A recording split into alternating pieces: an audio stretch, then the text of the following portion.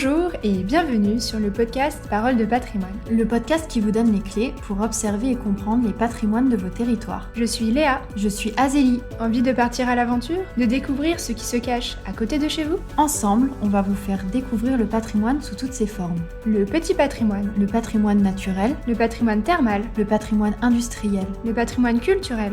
Retrouvez-nous 1 à 2 fois par mois sur une thématique qui vient décrypter un des aspects du patrimoine, en format duo ou en format invité. On vous donne nos meilleurs tips et nos recommandations pour vous faire partager l'envie de partir à la découverte des différents patrimoines de vos territoires. Et c'est parti pour l'épisode du jour.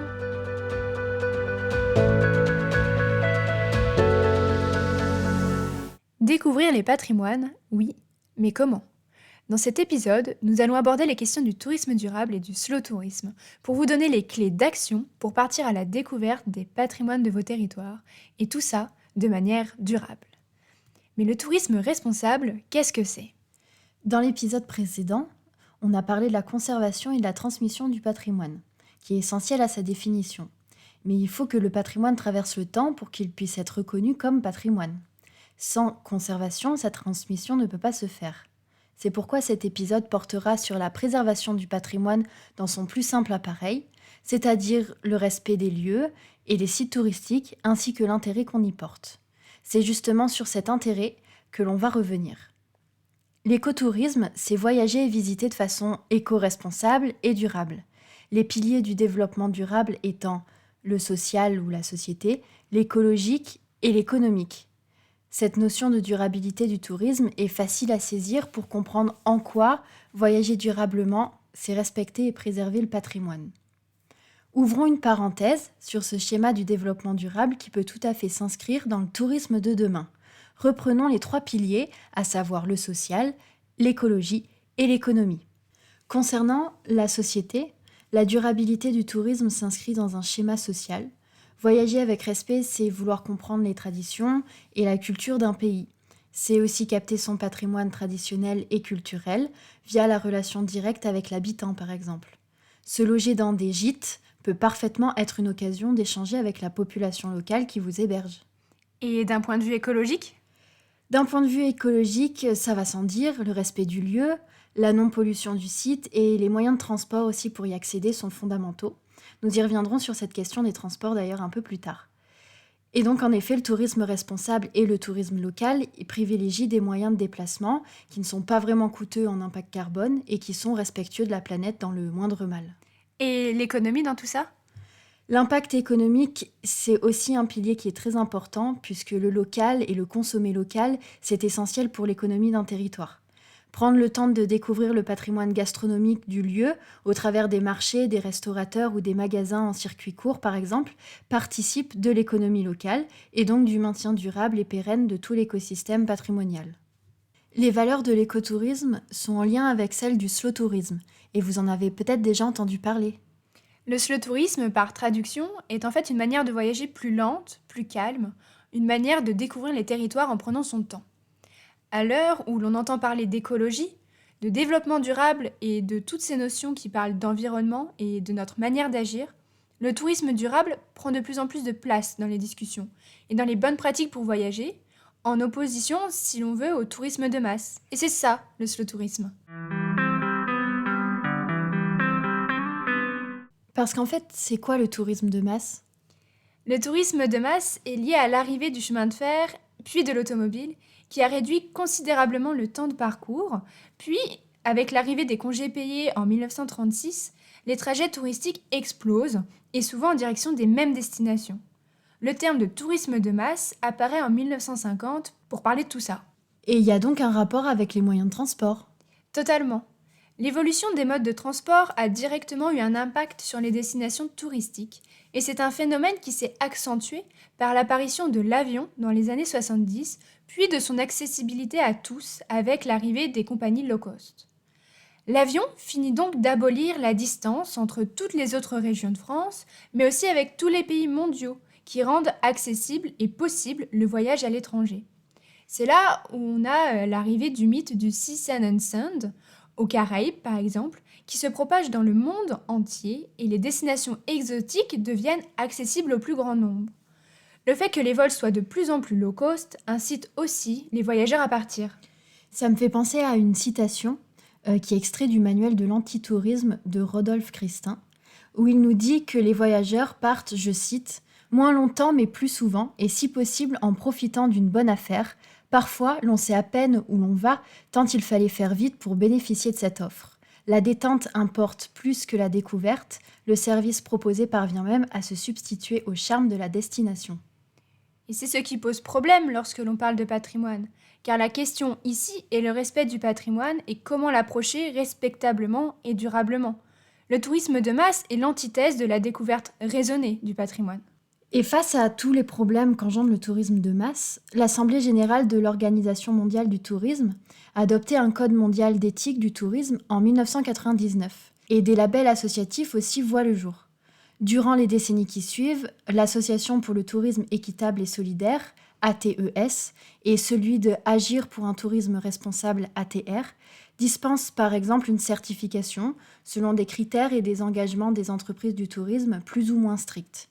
Et c'est par ces différentes prises de conscience et les questions sociétales qui émergent, et environnementales, que le tourisme de demain arrive sur la table. Mais concrètement, Maintenant qu'on a vu la théorie, place à la pratique. On va vous donner quelques tips pour vous amener sur la voie de la découverte de vos patrimoines et vous aider à voyager autrement. Le slow tourisme, comme il a été dit plus tôt d'ailleurs, c'est une manière d'agir, de ralentir. C'est une manière idéale pour partir découvrir le patrimoine et développer votre curiosité. C'est d'ailleurs notre premier tips. Soyez curieux de ce qui vous entoure. Le patrimoine prend de multiples formes et on en a parlé déjà dans l'épisode qui a été dédié là-dessus. Et il y a forcément des choses à découvrir à côté de chez vous. et d'ailleurs, le voyage n'est pas qu'à l'autre bout du monde. De pair avec la curiosité, cette idée va à l'encontre de l'idée qu'il faut partir loin pour être dépaysé, pour découvrir de nouvelles choses. Le patrimoine se cache dans chaque territoire, à côté de chez vous ou plus loin. En France, nous avons la chance d'avoir de multiples paysages. Du nord au sud et de l'est à l'ouest, nos territoires sont radicalement différents et marqués par des spécificités super fortes. Que ce soit au niveau du climat, des paysages, des cultures, des traditions, de la gastronomie même, et des accents. La France, elle nous offre un panel de découvertes et de patrimoine présent sous toutes ses formes. C'est vraiment un véritable terrain de jeu qui est presque inépuisable. Alors, que vous soyez amateur de randonnée ou d'histoire, de fêtes locales ou de bonnes adresses pour vous restaurer, chaque territoire vous apportera son lot de découvertes. Alors, n'attendez pas de partir loin pour voyager, ouvrez simplement les yeux sur ce que vous avez à côté. Et pour cela, utilisez des modes de déplacement doux. Évitez l'avion, favorisez le train ou le covoiturage, et même profitez-en pour parcourir les paysages à vélo. Vous pouvez profiter de nombreux aménagements qui se font de moins en moins rares, comme les pistes cyclables touristiques. Les voies vertes, notamment, sont développées pour valoriser l'environnement, le patrimoine, la qualité de vie et la convivialité. Même exemple avec les voies bleues au bord de l'eau. Et les véloroutes aussi, qui s'étendent jusqu'à l'étranger, dans un souci de découverte des départements français, des régions françaises et même de l'Europe. Et la clé, c'est de s'ouvrir à de nouveaux horizons, pour découvrir toutes les richesses des territoires et leur patrimoine. Vous avez peut-être déjà remarqué les panneaux sur fond marron au bord de l'autoroute qui vous indiquent une destination proche, une chose à découvrir à proximité de votre trajet, ou alors les panneaux directionnels qui indiquent un site touristique ou un point de vue. Vous avez peut-être déjà pris le temps d'aller voir ce qui se trouve au bout du chemin, ou alors non, alors je vous y invite. Pour découvrir les patrimoines qui vous entourent, c'est une bonne astuce. Lorsque vous ne savez plus où aller, laissez-vous porter et suivez les indications au fur et à mesure. Vous trouverez même en chemin de nouveaux lieux à aller explorer. Ces nouveaux lieux peuvent passer par le savoir-faire, par exemple avec le tourisme de découverte économique, qui regroupe 3 pôles, le tourisme d'entreprise en activité et de savoir-faire, le tourisme de patrimoine industriel ou encore le tourisme scientifique. Mais il y a aussi la gastronomie locale, parce que la gastronomie fait partie intégrante des territoires et donc du patrimoine culturel. Se nourrir de produits locaux, c'est goûter le patrimoine.